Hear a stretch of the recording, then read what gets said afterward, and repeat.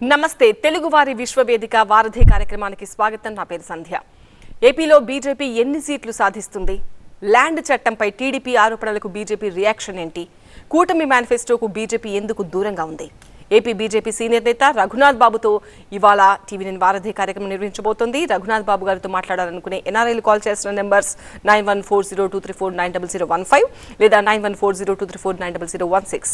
మీరు WhatsApp video call కూడా చేయొచ్చు 8006-036-036. రఘునాథ్ బాబు గారు నమస్తే అండి, వెల్కమ్ టు వారధి. నమస్కారం అమ్మా. వారం రోజుల్లో పోలింగ్ జరగబోతుంది. చాలా తక్కువ సమయం ఉంది. 5 ఏళ్ల తర్వాత సో మొత్తం ఎన్నో సమీకరణాలు చూసాము ఈ 5 ఏళ్లలో. జస్ట్ ఒక వారం ఉంది. ఏమనిపిస్తోందండి? తప్పకుండా కూటమి మేము విజయం సాధిస్తాం. అది కూడా 2 అంతుల మెజార్టీ తక్కువ లేకుండా ఈ ఎన్నికల్లో విజయం సాధిస్తాం. ఒకటి, మన జగన్మోహన్ రెడ్డి గారి ప్రస్తుత ప్రభుత్వ పాలన మీద ఉన్నటువంటి వ్యతిరేకత. 2, ప్రతిపక్షాల ఐక్యత అన్నీ కలవటం. 3, మోడీ గారికి దేశవ్యాప్తంగా పెరుగుతున్నటువంటి క్రేజ్ అనండి, ఆదరణ అనండి, అభిమానం అనండి. ఈ కారణాలన్నిటి వల్ల తప్పకుండా ఎన్డీఏ కూటమి ఆంధ్రాలో ఘన విజయం సాధించి మా కేంద్రంలో టార్గెట్ అయినటువంటి 400 టార్గెట్కి ఇవన్నీ దోహదపడతాయి. ఆ రకంగా దాన్ని చేరుకోగలుగుతాం.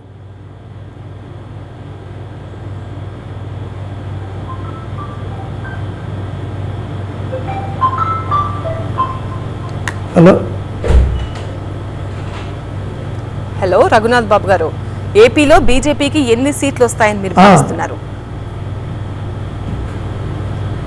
మేము 2/3 అని కూటమికి చెప్పినప్పుడు మాకు 2/3 వస్తాయి కదా. మేము నిలబడినట్లో ఇప్పుడు 6 పార్లమెంట్ నిలబడ్డాం, 4 గ్యారంటీ గెలుస్తాం. పైన గెలవచ్చు, 4 వరకు గ్యారంటీ పెట్టుకోండి.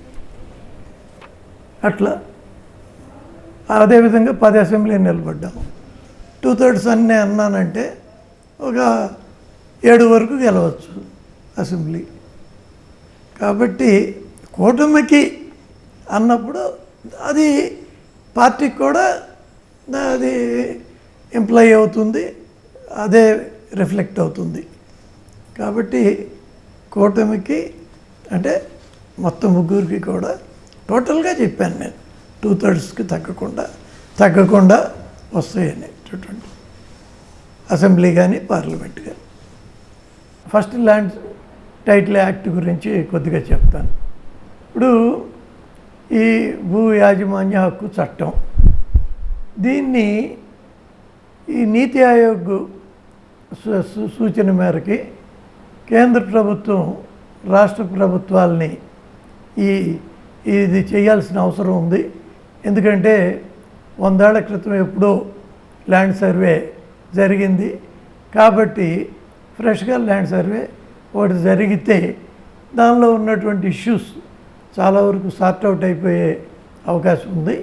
రెండవది, కేవలం ఒక సర్వే కాకుండా ఇప్పుడు మారుతున్న కాలం ప్రకారం డిజిటలైజ్ చేసి డిజిటలైజ్ ఇది రికార్డ్ చేయాలి అనేది కేంద్ర ప్రభుత్వం అన్ని రాష్ట్రాలకి సూచించింది. ఆయా రాష్ట్రాలు కొన్ని మొదలుపెట్టినాయి. ఉదాహరణకి మహారాష్ట్ర, మధ్యప్రదేశ్, గుజరాత్, రాజస్థాను, ఇలా కొన్ని రాష్ట్రాలు. ఇది ఒక రోజులో అయ్యేది కాదు. ఈవెన్ ఆంధ్రాలో 2019లో బిల్లు పెడితే అదే దాని మీద కిందకి పైకి కేంద్ర ప్రభుత్వంతో తిరిగి దఫాలుగా ఇవాళ కూడా ఇంకా పూర్తిగా ఫైనలైజ్ కాల. ఎందుకంటే ఒక సిస్టమ్ మార్చేటప్పుడు 1కి 10 సార్లు దాన్ని ఆ జాగ్రత్తలన్నీ తీసుకోవడం జరుగుతుంది. ఇప్పుడు బ్యాంకుల్లో ఒకప్పుడు ఆ లెడ్జర్లో రాసుకునేవాళ్ళు ఏదన్నా ఏది డబ్బు వచ్చింది ఏది తిరిగి వెనక్కి ఇచ్చామని. వాళ్ళంతా కంప్యూటరైజ్ చేశారు.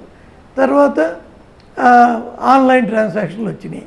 ఈ ఆన్లైన్ ట్రాన్సాక్షన్స్లో కొన్ని రిస్కులు ఉంటాయని దాన్ని ఎంత జాగ్రత్తగా డిజైన్ చేశారు. అదేవిధంగా డిజిటల్ పేమెంట్స్, ఇదే మన చిదంబరం గారు మాజీ ఆర్థిక శాఖ మంత్రి కేంద్రంలో, ఆయన హార్వర్డ్ స్టూడెంట్ కూడా, ఆయన నవ్వారు. ఒక టమాటో వెండర్ దగ్గర 15 రూపాయలు అయితే దానికి డిజిటల్ పేమెంట్ ఇస్తారా అని. ఇవాళ 15 రూపాయలు కాదు, 5 రూపాయలు కూడా డిజిటల్ పేమెంట్ చేస్తున్నారు. కాబట్టి ఇక్కడ పాయింట్, ఇవాళ highest in the world digital transaction జరుగుతుంది మన దేశంలో. కాబట్టి ఈ ల్యాండ్ రికార్డ్స్ కూడా ఇలా చేయాలి అనేది కేంద్ర ప్రభుత్వ తలంపు. దానికి రాష్ట్ర ప్రభుత్వాలు చేయాలి కాబట్టి చేస్తున్నాయి. మన ఉదాహరణకి మన రాష్ట్రంకి దీనికోసంగా 200 కోట్ల రూపాయలు కేంద్ర ప్రభుత్వం ఇవ్వడం కూడా జరిగింది. దీనిలో ఏమన్నా అనుమానాలు ఉంటే, లేకపోతే లోపాలు ఉన్నాయని భావిస్తే వాటిన్నింటినీ మళ్ళీ సరి చేసుకోవచ్చు. ఇంతవరకు అది యాక్ట్ అవ్వలేదు. కానీ అసలు ఈ యాక్టే వద్దని, కానీ ఈ యాక్టు వల్ల మన భూములన్నీ పోతాయి అని అపోహలు అది జరగటం అది మాత్రం కరెక్ట్ కాదు.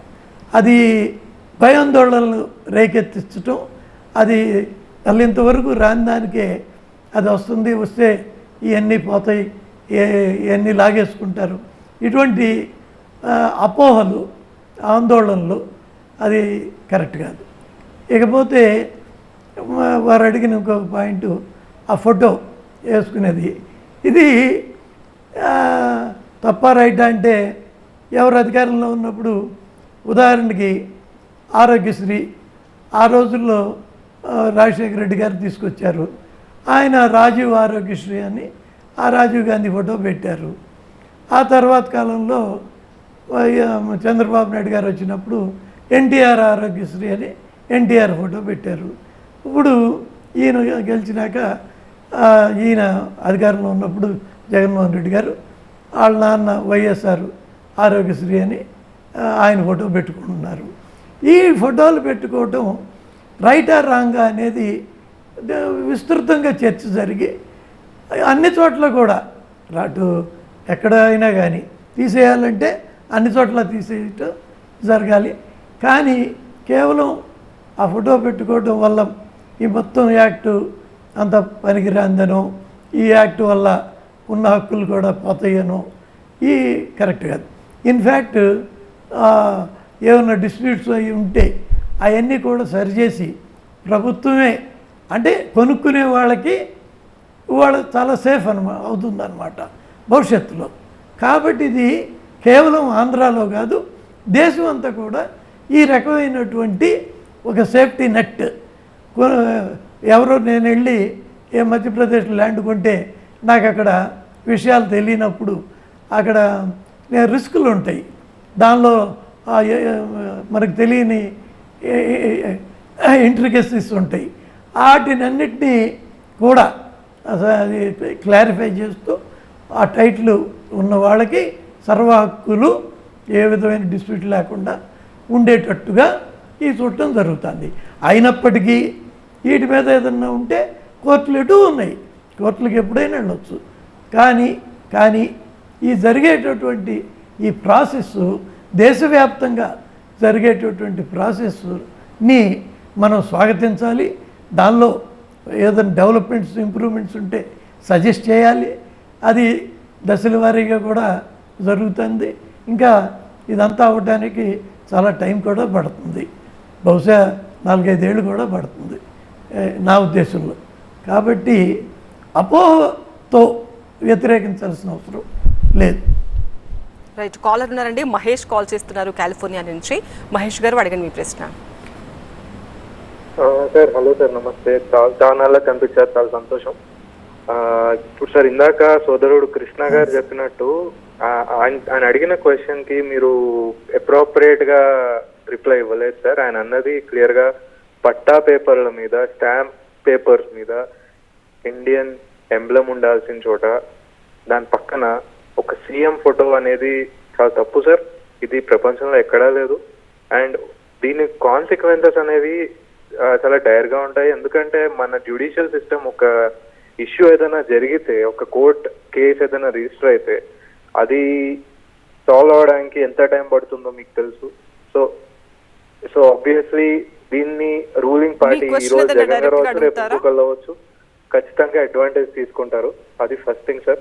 సో సెకండ్ థింగ్, బీజేపీ ఏమన్నా మైండ్ గేమ్ ఆడుతుందా? లైక్ మీరు కూటమి మేనిఫెస్టోకి దూరంగా ఉన్నారు అండ్ ఏమైనా మైండ్ గేమ్ ఉందా దీని వెనకాల? ఎందుకంటే ఇప్పుడు ఈ అలయన్స్ గవర్నమెంట్ వచ్చినా, జగన్ గవర్నమెంట్ మళ్ళీ వచ్చినా బీజేపీకి సెంటర్ లో అయితే సపోర్ట్ చాలా స్ట్రాంగ్ గా ఉంటుందని బీజేపీకి తెలుసు.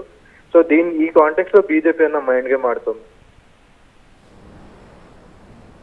రైట్ అండి. ఇప్పుడు మహేష్ గారు ఒకటి, BJP mind game double game ఆడాల్సిన అవసరం లేదు. ఎందుకంటే ఇప్పటికీ మాకు ఆంధ్ర నుంచి ఇష్యూ బేస్డ్గా మాకు ఇద్దరు కూడా అవసరం వచ్చినప్పుడు, ఆ ఇష్యూ మంచిదైనప్పుడు మాకు సపోర్ట్ ఇస్తూనే ఉన్నారు కేంద్రంలో బిల్లుల గురించి. కాబట్టి ఇవాళ మేమేదో మైండ్ గేమ్ కూడా చేయక్కర్లా. వాళ్ళ పవన్ కళ్యాణ్ గారు చాలా చొరవ తీసుకుని ఫస్ట్ మాతో అలయన్స్ అయ్యారు, తర్వాత టీడీపీతో అయ్యారు, తర్వాత మా ఇద్దరిని కూడా ఆయన ఇద్దరిని ఒప్పించి అలయన్స్గా చేశారు. దానికోసం చంద్రబాబు గారు కూడా పవన్ కళ్యాణ్ గారి అభ్యర్థన కోసం ఆయన 3 రోజులు ఢిల్లీలో ఉండి మా వాళ్ళని కలిసి ఆయన సందేహాలన్నీ తీర్చుకున్నాకనే ఈ అలయన్స్ జరిగింది.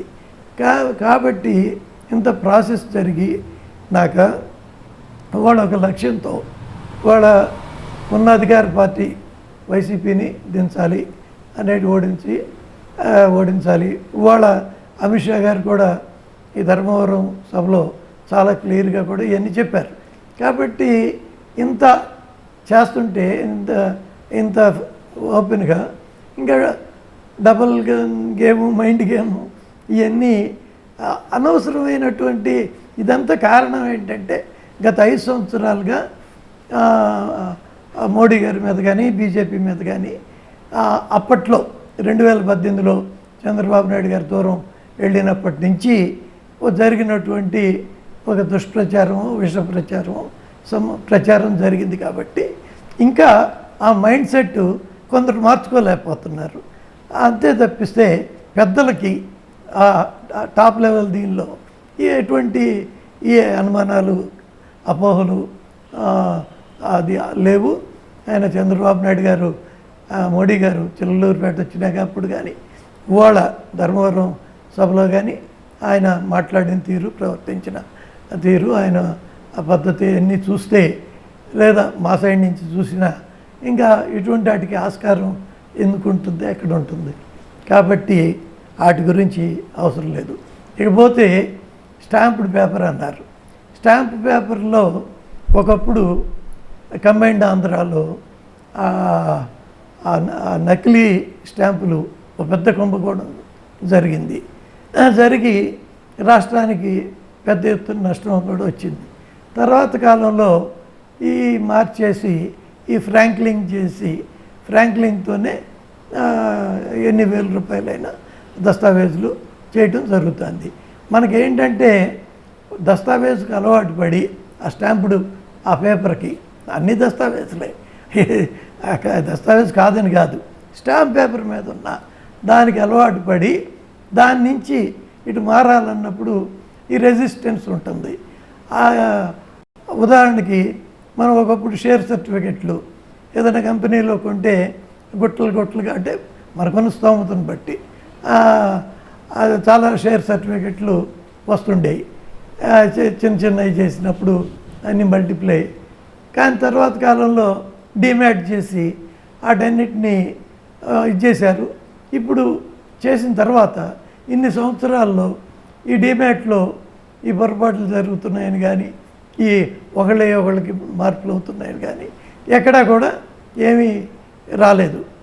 కాబట్టి ఈ ఫుల్ ప్రూఫ్గా చేయటం జరుగుతుంది. ఇక్కడ కూడా జరుగుతుంది. ఫోటో గురించి నేను ఇందాకే చెప్పాను. ఆయన ఫోటో ఉండటం అనేటటువంటి విషయంలో అది మామూలుగా అంత మంచి విషయం కాదు. ఏదేమైనా ఇది ఇంకా 4-5 ఏళ్ళు ఇదంతా ప్రాసెస్ ఉంది కాబట్టి ఇది జరిగేటప్పటికి ప్రభుత్వం గ్యారంటీగా రేపు కూటమి ఉంటుంది కాబట్టి కూటమి ముఖ్యమంత్రి ఎవరైతే వాళ్ళ ఫోటో ఉండొచ్చు, లేకపోతే మనకు ఫోటో వద్దు, వాళ్ళ వ్యతిరేకించాం కాబట్టి ఆయన ఫోటో వద్దు, మా ఫోటో వద్దు, ఎవరి ఫోటో వద్దు, ఏదైనా పెట్టుకోదలుచుకుంటే జాతిపిత గాంధీ గారి ఫోటోను ఇంకేదన్నా అది కూడా వద్దంటే భారతమాత ఫోటోను, అది మా మాత అంటే కొంతమంది కోపం వస్తుంది కాబట్టి అలా ఏ ఫోటో వద్దు అంటే అట్లాగే చేసుకోవచ్చు. అంతే తప్పిస్తే ఆ ఫోటో విషయం గురించి అది ఇంకా అయిపోయింది కూడా కాదు, ఇంక జరగాల్సిన మ్యాటరు కాబట్టి అపోహలు అక్కర్లేదు. ఇలాంటి సంస్కరణలకి అసలు ఆద్యుడు చంద్రబాబు నాయుడు గారు ఈ దేశంలోనే. అటువంటి చంద్రబాబు నాయుడు గారు సంస్కరణని స్వాగతించాలి, దాన్ని ఇంకా ఇంప్రూవైజ్ చేయాలి, దాన్ని ఇంకా డెవలప్ చేసి ఇంకా ఫుల్ ప్రూఫ్గా చేసేదానికి అధికారంలో ఉన్న ప్రతిపక్షం ఉన్న సలహాలు సూచనలు ఇవ్వాలి. బీజేపీ నేత రఘునాథ్ బాబుతో మాట్లాడడానికి ఇంతియాజ్ దుబాయ్ నుంచి కాల్ చేస్తున్నారు. ఇంతియాజ్ గారు అడిగిన మీ ప్రశ్న. సార్ నమస్తే సార్. సార్ మీరు అసలు కొన్ని ప్రశ్నలకి చాలా రీసెంట్గా చాలా బాగా జవాబు చెప్తున్నారు సార్. నాకు యాక్చువల్గా నేను చాలాసేపటి నుంచి కాల్ చేసింది, ఇద్దరు కాల్ చేసినప్పుడు జగన్మోహన్ రెడ్డి గారి ఫోటో తీసేయాలని చెప్పి మాట్లాడారు. నేను దానికి కౌంటర్ ఇద్దాం అనే ఉద్దేశంతోనే యాక్చువల్గా కాల్ చేశాను, మోడీ ఫోటో కూడా తీసేయమని చెప్దామని. కానీ మీరు ఒక మాట చెప్పారు, దాని తర్వాత నేను చెప్పకూడదు అనుకున్నాను. చాలా బాగా చెప్పారు. ఎవరు గవర్నమెంట్ లో ఉంటే వాళ్ళు పెట్టుకుంటారు, తీసేస్తే అందరూ తీసేయాలి, లేదంటే వాళ్ళు ఉంచుకోవాలనే మాట చాలా కరెక్ట్ సార్. అందుకనే నేను ఆ టాపిక్ పోదలుచుకోలేదు. Thanks for giving proper answer. ఇది పాయింట్ నెంబర్ 1. రెండోది సార్, యాక్చువల్గా నేను మిమ్మల్ని అడగాలనుకున్న క్వశ్చన్ ఏంటంటే sir, I mean to be frank, మాకు నచ్చారో నచ్చలేదో వాట్ ఎవర్ ఇట్ ఈస్, ఈ రోజు ఈ దేశానికి ప్రధానమంత్రి మోడీ గారు. అవునన్నా కాదన్నా that is fact. We have to accept that. ఆ చైర్ ఆయనకి కాదు, ఆ చైర్ కి we have to give respect. Now coming to the point sir, ఆయన ఎందుకు ముస్లిం మైనారిటీస్ ని దూరంగా పెడుతున్నారు? ఎందుకు రీజన్? నేను ఒక రీజన్ చెప్తాను. ప్రతి మీటింగ్ లో మీరు చూసారంటే ఈ మధ్య లాస్ట్ phase 2 దగ్గర పడినప్పటి నుంచి ఎలా తీసుకెళ్తున్నారంటే, మా గురించి తప్పుగా మాట్లాడడం, ఎక్కువ పిల్లల్ని కనేవాళ్ళు అనడం, గుస్పేటియా అని చెప్పడం, రిజర్వేషన్లు తీసేస్తాం అంటే మా ముస్లింలలో పేదవాళ్ళు లేరనా, ఏం బీసీల కింద అదే మేడం, అదే ప్రశ్న. అది ఎలా తీయగలరు? ఇప్పుడు రిజర్వేషన్లు ఉండేది అసలు తీయాలనే ఆలోచన ఎందుకు ఉంది?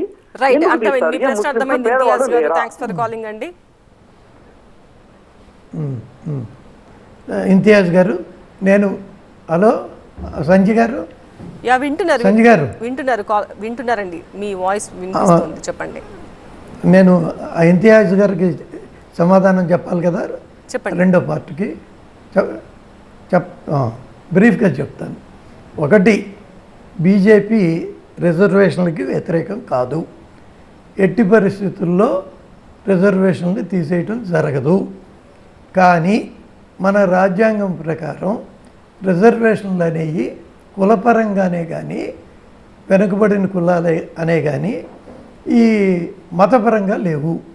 అయితే హిందువుల్లో మరి ఎస్సీ ఎస్టీ బీసీ వెనుకబడిన వర్గాలు ఎలాగైతే ఉండి రిజర్వేషన్లు పొందుతున్నారో, అదేవిధంగా ముస్లిం మతంలో కూడా ఉదాహరణకి దూదేకుల కొన్ని వర్గాల వారు వెనుకబడిన కులాలుగా వారికి కూడా రిజర్వేషన్లు ఉన్నాయి. అవి భవిష్యత్తులో కొనసాగుతాయి. అవి అక్కడ మతపరంగా రాలా, వాళ్ళు వెనుకబడిన కాబట్టి కులం కాబట్టి వచ్చినాయి. కాబట్టి ఈ రిజర్వేషన్లు తీసేస్తారు అనేటువంటిది పూర్తి అపోహ. అది ఎన్నోసార్లు క్లారిఫికేషన్ ఇవ్వడం జరిగింది. మరలా ఒకసారి ఇంతియాజ్ గారికి నేను అది క్లారిఫై చెప్పదలుచుకున్నా. ఇకపోతే ఒకళ్ళని కించపరిచి మాట్లాడటం అది ఎక్కడా ఉండదు. అలా ఇప్పుడు అదేంటి మోడీ గారు మీరు అన్నట్టు అలా మాట్లాడిన అవి ఉంటే కూడా నేనే ఎందుకంటే ఆయనకి పేదలంటే చాలా ఇష్టం. ఎందుకంటే ఆయన పేదరికం అనుభవించారు కాబట్టి వారి అప్లిఫ్ట్మెంట్ కోసం ఆయన ఎన్నో ప్రపంచంలో ఎవరు చేయలేని కార్యక్రమాలు చేస్తున్నారు. దానివల్ల బెనిఫిట్ అవుతుంది కూడా ఎక్కువ మంది పేదలుగా ఉన్నటువంటి ముస్లింలు కూడా. కాబట్టి వాళ్ళని డిస్క్రిమినేట్ చేసి వాళ్ళకి ఇవ్వాల్సినవి ఇవ్వకుండా వేరే వాళ్ళకి మాత్రం ఇవ్వటం అది ఆయన ఆలోచన, అటువంటి ఆలోచనే రాదు, చేయరు కూడా. కాబట్టి దాని గురించి కూడా మీరు అపోహపడక్కర్లేదు. ఈ దేశంలో ఇది డెమోక్రటిక్ ప్రపంచంలోనే the best and the biggest democratic country. ఈ వాల్యూస్ని 100% ఇంకా ఇనుమదించేటట్టు చేస్తారు తప్పిస్తే వాటిని డిగ్రేడ్ చేయటం ఇంకోటి జరగదు. అటువంటి భయం ఎవరికి అవసరం లేదు. ఇంతియాజ్ గారు రైట్ అండి. కూటమి మేనిఫెస్టోకు బీజేపీ ఎందుకు దూరంగా ఉంది? టీడీపీ ఇస్తున్న సూపర్ 6 హామీలపై మీ అభిప్రాయం ఏంటండి? ఇప్పుడు సంజయ్ గారు ఒక విషయం ఏంటంటే ఆల్రెడీ మన రాష్ట్ర బడ్జెట్ ఉన్నటువంటి ప్రస్తుత పరిస్థితుల్లో ఇస్తున్నటువంటి ప్రస్తుత బెనిఫిషరీ స్కీమ్స్ ఈ లబ్ధిదారులు ఇస్తున్నటువంటి ఈ ఇవ్వడానికే చాలా కటకటలాడిపోతా డెవలప్మెంటల్ స్కీమ్స్ని కొన్నిటిని ఆపేస్తూ వాటిని పక్కన పెట్టి ఉన్నాయేయో ఇట్లా ఇవ్వటం జరుగుతుంది అని ఎన్నోసార్లు మనం అందరం కూడా దాన్ని విమర్శించాం.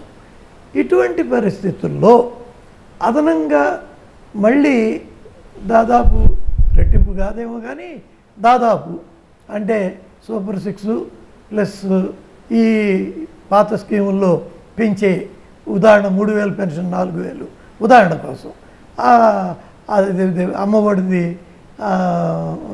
ఇప్పుడు మాతృవందనం ఏదో పేరు మార్చి దానికి ఇద్దరు పిల్లలు ఉంటే ఇద్దరికి అది కూడా అమౌంట్ పెంచి ఈ రకంగా ఇవన్నీ లెక్కేస్తే దాదాపుగా ఎక్కువ తక్కువ డబుల్ అవుతాయి అనుకోండి. మరి ఉన్నాటికి ఇవ్వటానికే కష్టమైనప్పుడు అంతంత ఇవ్వటం ఇస్తానని అంటాం అవి ఆచరణ సాధ్యమేనా? సరే దానికి తెలుగుదేశం ఏమంటారంటే సంపద సృష్టించి చేస్తామంటారు. సంపద సృష్టించి చేయటం సంపద సృష్టిస్తే సరిపోదు. ఇప్పుడు ఫర్ ఎగ్జాంపుల్ నా ఆస్తి ఇక్కడ గజం ఒక 20,000 ఉంటే అది 30,000 అయితే నా ఆస్తి 50% పెరిగినట్టు అంటే సంపద పెరిగింది.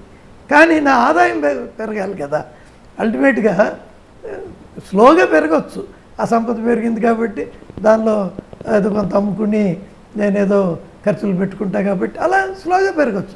కానీ కేవలం సంపదే కాదు ఆదాయం పెరగాలి. మరి ఇవన్నీ ఒక టైం టేకింగ్ ప్రాసెస్. ఒక కొత్త ఇండస్ట్రీస్ రావాలి, ఇక్కడ ఉద్యోగ అవకాశాలు రావాలి. ఆ టైం టేకింగ్ ప్రాసెస్ కాలంలో ఇవన్నీ ఇవ్వటం కొంత కష్టం కదా. ఎలాగా రేపటి నుంచే మరి ఎప్పటి నుంచి ఆ పెరిగినాక అప్పుడు ఒక దశల వారీగా ఫేజ్డ్ మేనర్లో ఇస్తారా అదన్నా చెప్పాలి. ఇవి ఏంటంటే మాకు మరి కొన్ని ఇట్లాంటి గతంలో కూడా టీడీపీ మీద కొన్ని అపవాదులు ఉన్నాయి. 2014-19 మధ్యలో అనుకున్న చెప్పినటువంటి ఎన్ని హామీలు అమలు చేయలేదు అనేటటువంటి. కాబట్టి ఆ దృష్ట్యా లేక రాష్ట్రంలో మరి కొందరు అంటారు కొన్ని రాష్ట్రాల్లో అక్కడ ఉన్నటువంటి భాగస్వామ్య పార్టీలు బీజేపీ కలిసి ఉమ్మడి మేనిఫెస్టో ప్రకటించి ఆంధ్రలో ఎందుకు చేయలేదు అని కూడా కొందరు క్వశ్చన్ చేస్తున్నారు. కానీ డెఫినెట్గా దీనికి మేము గ్యారంటీ ఇచ్చి మాకు కొంత డిఫికల్ట్ అనేది కాబట్టి మేము దీనికి కొంచెం దూరంగానే ఉన్నాం. ఏపీ బీజేపీ నేత రఘునాథ్ బాబుతో మాట్లాడడానికి సురేందర్ రెడ్డి న్యూజెర్సీ నుంచి కాల్ చేస్తున్నారు. సురేందర్ రెడ్డి గారు, అడగండి మీ ప్రశ్న. Good afternoon madam. నమస్తే సార్ రఘునాథ్ బాబు గారు. నమస్తే సార్. థ్యాంక్ యూ సార్, మీతో మాట్లాడడం చాలా హ్యాపీగా ఉంది. నావి 3 points ఉన్నాయి సార్. ఫస్ట్, నిజంగా coming this land titling act అనేది ఇది యూనిక్ ల్యాండ్ సర్టిఫికేట్ వస్తుంది. దీనివల్ల బినామీ ల్యాండ్స్ పోతాయనేది నాకున్న బేసిక్ నాలెడ్జ్ సార్. డెఫినెట్గా it should definitely we should encourage photo ఇవన్నీ కన్సర్న్స్ అనేది డిఫరెంట్ ఇష్యూస్ సార్. నాకు రెండో ఏంటంటే సార్, పోలవరం గురించి మనం ఇప్పుడు చాలా మన అమిత్ షా గారు పెద్ద లీడర్స్ అందరూ మాట్లాడుతున్నారు కదా సార్. అది డిలే అవడానికి జరగడానికి కారణం లాస్ట్ గవర్నమెంట్ లో జరిగిన టెక్నికల్ ప్రాబ్లమ్స్ వల్ల, కన్స్ట్రక్షన్ డిఫెక్ట్స్ వల్ల వస్తున్న డిలే అన్నది కూడా ఒక కీ పాయింట్ కదా సార్. దానివల్ల డిలే అవుతుందా, లేదా ఫండ్ సెంట్రల్ గవర్నమెంట్ నుంచి స్టేట్ గవర్నమెంట్కి ఫండ్ రాకపోవడమా, లేదా ఫండ్ వచ్చి కూడా స్టేట్ గవర్నమెంట్ కరెక్ట్ గా జగన్ గారి గవర్నమెంట్ కన్స్ట్రక్ట్ చేయలేకపోతుందా? ఈ 3కి అసలు రీజన్ ఏంటన్నది మీరు చెప్పగలుగుతారా సార్? మూడో పాయింట్, మనకి ఎంత స్ట్రాంగ్ లీడర్షిప్, స్ట్రాంగ్ పార్టీ ఈరోజు ఇండియన్ మనకి కంటిన్యూ లీడ్ చేస్తుంది సార్ మోడీ గారి ఆధ్వర్యంలో. సో ఇంత స్ట్రాంగ్ లీడర్షిప్, ఇంత లీడర్షిప్ క్వాలిటీస్ ఉన్న పార్టీ మనకి విశాఖపట్నంలో స్టీల్ ప్లాంట్ ని ఉమ్మడి రాష్ట్రంలో మనం సాధించుకున్న ఒక కీ ఇండస్ట్రీ సార్. దీన్ని ప్రస్తుత జనాభా లెక్కేసుకుంటూ ఉమ్మడి రాష్ట్రాల్లో 14 కోట్ల మంది ఉండదు సార్. స్టీల్ ప్లాంట్ లో ఎంప్లాయీస్ అరౌండ్ 14,000 మంది ఉండదు సార్. ఒక సిక్ ఇండస్ట్రీని మనము ఇంత స్ట్రాంగ్ లీడర్షిప్ ఉన్న కంట్రీ మనము దాన్ని కనీసం లాభాల్లోకి తేలేమా? ఇది ఒక ఛాలెంజ్ కింద బీజేపీ గవర్నమెంట్ ఎందుకు తీసుకోలేదు? బీజేపీ పార్టీ సార్ నేను అంటుంది. మోడీ గారు కానీ మన లీడర్షిప్ కానీ ఎందుకు ఒక ఛాలెంజ్ గా తీసుకోలేదు sir? It's not a outdated industry కాదు సార్. నెవర్ స్టీల్ అనేది ఈ రోజు కాదు, నెక్స్ట్ 1000 years కన్నా అది ఎప్పటికీ సిక్ అయ్యే ఇండస్ట్రీ కాదు సార్. అది ఇట్స్ రా ఇండస్ట్రీ. సో ఇటువంటి ఇండస్ట్రీని ఎందుకు మనం ఛాలెంజ్ గా తీసుకోలేకపోతున్నాం? దానికి సరే సురేందర్ రెడ్డి గారు, ఇప్పుడు మీరు అడిగిన ప్రశ్నలో ఒకటి స్టీల్ ప్లాంటు, ఒకటి పోలవరం, మొదటిదేంటి? ఫస్ట్ ల్యాండ్ గురించి అడిగారండి, ల్యాండ్ యాక్ట్. సరే, ఈ రెండింటికి ల్యాండ్ యాక్ట్ గురించి ఇప్పటికే చాలా చెప్పాను కాబట్టి ఇంకా అవసరం ఉంటుంది అనుకోను. పోలవరం గురించి వద్దాం. ఇప్పుడు పోలవరం విషయంలో కేంద్ర ప్రభుత్వమే ఆ ప్రాజెక్ట్ చేసేది, కానీ మన రాష్ట్ర ప్రభుత్వ కోరిక మేరకి రాష్ట్ర ప్రభుత్వానికి అప్పచెప్పడం జరిగింది. అది చంద్రబాబు నాయుడు గారు ఆయన హయాంలో ఆయన చాలా ఫాస్ట్గా చేయడానికి ప్రయత్నం చేశారు. అయితే తర్వాత వచ్చిన ప్రభుత్వం ఈ వరదల వల్ల ఆయన తొందరగా చేసిన దానిలో జరిగిన తప్పుల వల్ల అది చాలా ఇర్రిపేరబుల్ గా ఆగిపోయింది అని వాళ్ళు మంత్రి, సంబంధించిన ఇరిగేషన్ శాఖ మంత్రి ఆయన ఒకసారి చెప్తుండగా నేను విన్నాను. మరి ఒకవేళ అలా జరిగితే దాన్ని తిరిగి లైన్లో పెట్టడానికి దాన్ని నిపుణుల సలహాలు తీసుకుని చేయాలి కదా.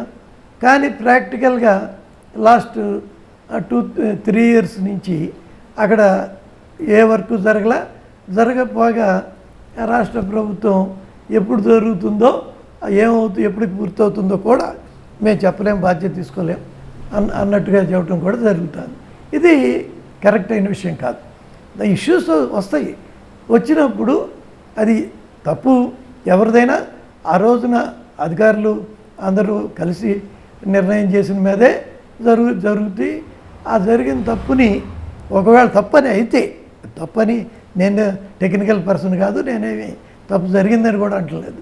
ఒకవేళ తప్పని వాళ్ళు చెప్తున్నట్టు అయితే దాన్ని రెక్టిఫై చేసుకుని వాళ్ళు ఉన్నటువంటి కండిషన్లో ఏం చేయాలి, లేదా కేంద్ర ప్రభుత్వం మీరే చేసుకోండి అని తిరిగి కేంద్ర ప్రభుత్వానికి సరెండర్ అన్న చేయాలి. ఇలాంటి చేసి దాన్ని వాళ్ళ అమిత్ షా గారు చెప్పారు. దీన్ని చాలా వేగవంతంగా మేము కూటమి అధికారంలోకి వచ్చిన 2 సంవత్సరాల్లోనే దీన్ని పూర్తి చేస్తాం, 2 కాదు 3 సంవత్సరాల్లో ఇది పూర్తి చేస్తామని చెప్పారు. కాబట్టి ఇక పోలవరం గురించి మనకి అపోహలక్కర్లా. 90% కేంద్రం ఇవ్వాల్సి ఉంటే కూడా మన ఈ కేంద్ర ప్రభుత్వం 100% ఇవ్వటానికి ఒప్పుకుంది. ఆ ప్రకారం 100% కేంద్ర ప్రభుత్వం నిధులతో నిర్మించబడుతున్న ఏకైక ఈ ఇరిగేషన్ పెద్ద ఇరిగేషన్ ప్రాజెక్టు దేశం మొత్తంలో పోలవరం. ఆంధ్రాకి ఇది లైఫ్ లైను కాబట్టి దాన్ని గ్యారంటీగా పూర్తి చేయడం జరుగుతుంది. ఇవాళ అమిత్ షా గారి చెప్పిన దాంతో ఇంకా క్లారిటీ వచ్చేసింది. ఇకపోతే నెక్స్ట్ విశాఖ స్టీల్. ఇప్పుడు జనరల్గా ఈ ప్రభుత్వ రంగంలో కొన్ని పరిశ్రమలు ఒకటి ప్రైవేట్ వాళ్ళు చేయలేని సందర్భంలో, చేయలేని పరిస్థితుల్లో ఆ రోజుల్లో నెహ్రూ గారి టైంలో కొన్ని ప్రభుత్వ రంగంలో సంస్థలు నెలకొల్పారు, జరిగినాయి. ఎందుకంటే అప్పుడు ప్రైవేట్ వ్యక్తుల దగ్గర క్యాపిటల్ ఉండేది కాదు.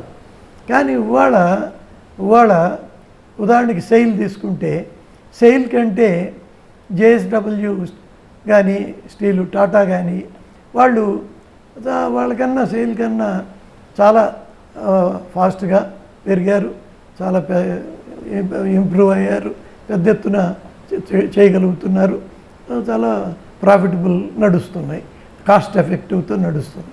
మరి ఇక్కడ వైజాగ్ స్టీల్లో దానికి నష్టాలు రావడానికి చాలా కారణాల్లో మైన్స్ లేకపోవటం ఒకటి. అది దురదృష్టం.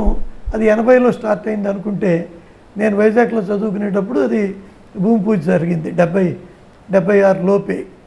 అప్పటి నుంచి ఒక 5-6 ఏళ్లలో అది పూర్తయింది అని అనుకుంటే, అప్పటి నుంచి లేదా జరిగేటప్పటి నుంచి కూడా ఇప్పటికి 40 ఏళ్ళు దాటిపోతే, అది వాళ్ళ 10 ఏళ్ళు మేము ఉన్నాం. కానీ అప్పుడు 30 ఏళ్ళు కూడా లేదా 25 ఏళ్ళు మధ్యలో వాజ్పేయి గారు తీసేసిన కాంగ్రెస్ కూడా ఉంది, వాళ్ళే మొదలుపెట్టింది.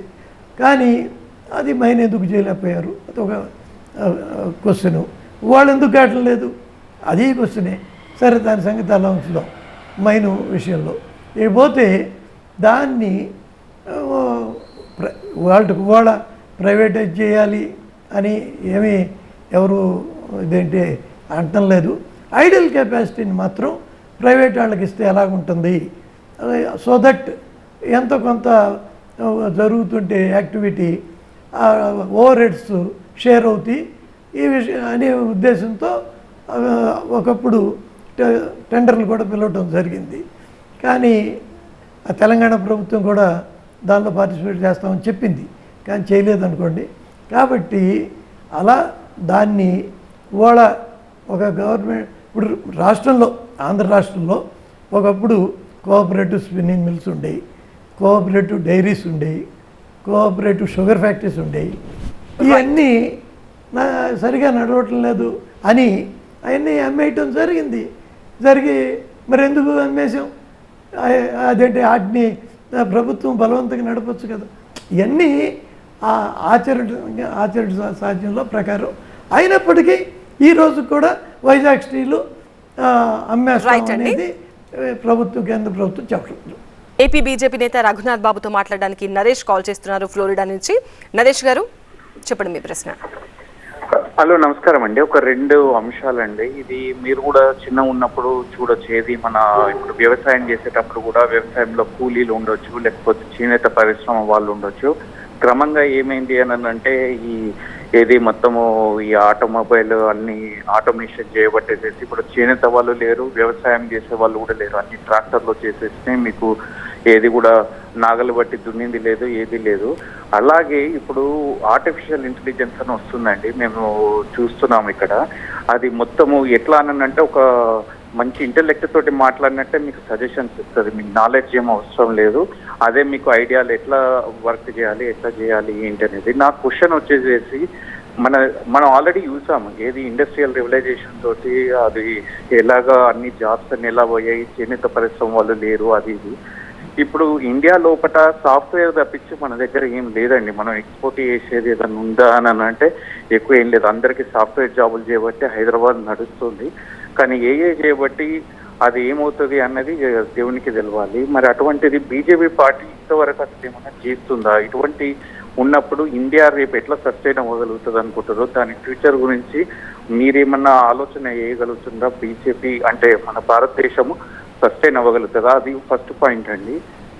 ఎకానమీ జనరేట్ చేయడం కానీ జాబ్స్ గురించి కానీ అది మీకు ఐడియా ఉంటే చెప్పండి. సెకండ్ది వచ్చి ఇప్పుడు మేము ఎన్ఆర్ఐల తిరిగా మేము భారతదేశానికి వచ్చి ఉండాలి అని అంటే మేము ఏదైనా కేసు వేస్తే ఇప్పుడు 5 సంవత్సరాలు 10 సంవత్సరాలు కోర్టు చుట్టూ తిరగాలండి. అదే అమెరికాలో అయితే స్ట్రైట్ ఫార్వర్డ్గా తెలిసిపోతుంది, అది ఇది ఉన్నది. మనకు ఇన్ని 75 సంవత్సరాల స్వాతంత్రం వచ్చినా కానీ మనకి 5 కోట్ల కేసులేమో పెండింగ్లో ఉన్నాయి. ఆర్టిఫిషియల్ ఇంటెలిజెన్స్ని అడిగితే అదేమంటుంది అని అంటే మీరు సాల్వ్ చేయడానికి 100 years పడుతుంది అవన్నీ కేసులు అని అంటున్నారు. మేము రేపు ఒక ఎన్ఆర్ఐ తిరిగి వచ్చి ఒక కేసు వేయాలి అని అంటే 10 సంవత్సరాలు కోర్టుల చుట్టూ తిరగాలి. అసలు ఇండియా ఎప్పుడు బాగుపడుతుంది అనుకుంటుందో దానికి బీజేపీ అసలు ఏమైనా చేద్దాం అనుకుంటుందా? ఏ రాజకీయ పార్టీ కూడా మేనిఫెస్టోలో మేము కోర్టులను పెంచుతాము, నిరుద్యోగులు ఉన్న వాళ్ళు జడ్జిలో తిరిగి అప్లై చేయండి, లేకపోతే కోర్టులో మేము ఇస్తాము అని ఏ ఒక్కరూ అడగట్లేదు. ఇటువంటి పరిస్థితుల్లో ఎన్ఆర్ఐ వచ్చి భారతదేశంలో బతకగలుగుతారా? ఏదైనా కేసు వేసేసి సస్టైన్ అవ్వగలుగుతారా? రైట్ నరేష్ గారు, మీ ప్రశ్న అర్థమైంది. రఘునాథ్ బాబు గారు చెప్తారు. ఓకే, నరేష్ గారు మీరు అడిగిన 2 ముఖ్యమైన ప్రశ్నలు. ఒకటి, ఆర్టిఫిషియల్ ఇంటెలిజెన్స్ వస్తే జాబ్ సెక్యూరిటీ ఎట్లాగుంటుంది అనేది ఒకటి. రెండోది, ఇక్కడ కోర్టులు ఈ డిలేలు. ఈ 2 నాకు అర్థమైనవి 2. ఓకే, ఆర్టిఫిషియల్ ఇంటెలిజెన్సు ఎస్ తప్పకుండా మీరు చెప్పిన ఒక భయానకమైన అది ఉండొచ్చు, కనపడవచ్చు. ఒకప్పుడు నేను అనుకునేవాడిని ఈ కంప్యూటరైజేషన్ వచ్చినప్పుడు అప్పటి వరకు అన్నీ చేత్తోనే రాసే సిస్టమ్ ఉన్నప్పుడు వీళ్ళ ఉద్యోగాలు అన్నీ పోతే ఎలాగా వీళ్ళు బతికేది, అసలు ఈ సిస్టమ్ ఏమైపోతుంది అని కమ్యూనిస్టుల మాదిరి నేను కూడా ఎంతో కొంత దాన్ని మనసులో ఫీల్ అయ్యేవాడిని. అప్పటికి నేను ఏ పార్టీలో లేకపోయినప్పటికీ.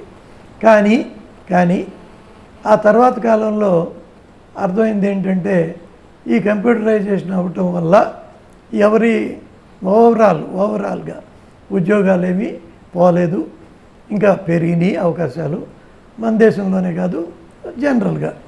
అంటే దీనివల్ల ఒక పక్క ఉపయోగం ఉంటా, ఇంకో పక్క పెరిగే జనాభాకి పెరిగే అవసరాలకి వాటన్నిటికీ కూడా ఇది మన నీడ్స్ తీరుస్తూ వాళ్ళ ఓవరాల్గా ఎక్కువ మందికే ఉద్యోగాలు వచ్చేటట్టు చేసింది. కాబట్టి ఆర్టిఫిషియల్ ఇంటెలిజెన్స్ విషయంలో కూడా ఆ రోజున కంప్యూటర్ వస్తే ఏంటి అని ఎలాగైతే భయపడ్డామో అలాంటి భయాలు ఉండటం సహజం. కానీ దానికి కూడా ఒక జాగ్రత్తలు తీసుకుని దాన్ని ఎంతవరకు ఉపయోగించుకుంటే మనకి ఇబ్బంది లేదు అనేది అంతమేరకే ఉపయోగించుకోవడం జరుగుతుంది. కానీ దాని ఈ ఉద్యోగాలన్నీ పోయి అందరూ ఎకానమీ అంతా దెబ్బతినే పరిస్థితిలో దాన్ని ఉపయోగించడం జరగదు. అయినప్పటికీ ఒక మొత్తం ఈ ఇంత దేశ ప్రజలు కేవలం ఈ సాఫ్ట్వేర్ మీదే మనం బ్రతకడం కష్టం కాబట్టి మనం మోడీ గారు చాలా ప్రాధాన్యత ఇస్తున్న రంగం మ్యానుఫ్యాక్చరింగ్. ఈ మ్యానుఫ్యాక్చరింగ్ రంగంలో వాళ్ళ చాలా పెద్ద పెద్ద కంపెనీలకి అక్కడ incentive scheme, PLI, production linked incentive, ఆ స్కీమ్స్ ఇస్తూ వాళ్ళ ప్రపంచ దేశాల్లో మేటి వాళ్ళతో పోటీ పడుతూ మనం కూడా కంపీట్ అవ్వాలి అనే ఉద్దేశంతో ఈ ఇన్సెంటివ్స్ ప్రోత్సహిస్తున్నారు. ఉదాహరణకి సోలార్ రంగంలో, ఈ పవర్ రంగంలో, దేశ రక్షణ వాటిల్లో ఇదివరకు మనం నెట్ ఇంపోర్టర్ ఇవాళ నెట్ ఎక్స్పోర్టర్ అయ్యాం. 10 రెట్లు పెరిగినాయి గత 5 ఏళ్లలో ఎక్స్పోర్ట్స్ ఆఫ్ డిఫెన్స్ ఎక్విప్మెంట్. ఇవాళ చాలా అత్యాధునిక దేశాల్లో అప్పుడు బోఫర్స్ ఆ స్వీడన్ అక్కడి నుంచో తీసుకొస్తే ఇవాళ మనం స్వీడన్కి ఎగుమతి చేసే పరిస్థితుల్లో ఉన్నాం. ఉదాహరణ కోసమే చెబుతున్నా.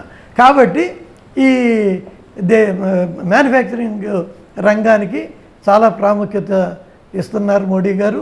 తద్వారా చాలా ఉద్యోగాలు క్రియేట్ అవుతాయి. పోతే రెండోది మీరు ఒకటి రెండో అంశం అడిగింది ఒకటి ఆర్టిఫిషియల్ ఇంటెలిజెన్స్, ఇంకోటి నరేష్ గారు ఓకే గుర్తొస్తుంది. రైట్ అండి, ఇంకొక కాలర్ రెడీగా ఉన్నారు. ఆల్మోస్ట్ మీరు అన్నిటికీ ఆన్సర్ చేసేసారు. మయూర్ కాల్ చేస్తున్నారు న్యూయార్క్ నుంచి. మయూర్ గారు అడగండి మీ ప్రశ్న. హలో. ఎస్ మయూర్ గారు వింటున్నారు, అడగండి మీ ప్రశ్న. నమస్కారం అండి సంజయ్ గారు. నమస్తే అండి. సార్ నమస్కారం సార్.